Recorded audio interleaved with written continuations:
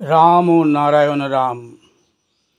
শিব ছিলেন সুরস্রষ্টা, সাম্যের প্রতীক, পরমপিতা বালক ব্রহ্মচারী মহারাজ। সত্যম শিবম সুন্দরম, হৃদয়ঙ্গম হোক অমৃতময় বেদবাণী। দেহ ও মন যখন এক হয়ে যাবে, দেহ তখন দেখা যাবে না। মন এমন একটি বস্তু, মনের সাথে সাথে দেহের সমস্ত অণু কর্পূরের মতো উড়ে যায়। নিরাগের রাগে, জ্ঞান সূর্যের টানে এই দেহ নদী, এই মন ব্যাপক হয়ে যায়। মন ও দেহ যখন এক হয়ে যাবে, সব ফাঁকা হয়ে যাবে। সমস্ত পৃথিবী ফাঁকা হয়ে যাবে।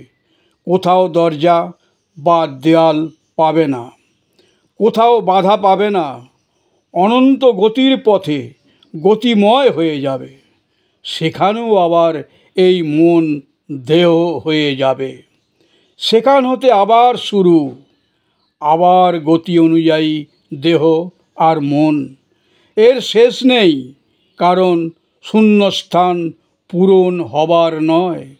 তাই অপূরণকে পূরণ করার জন্য, শূন্যকে পূর্ণ করার জন্য সবাই আপন মনে ধাবিত হচ্ছে অনন্ত গতির পথে।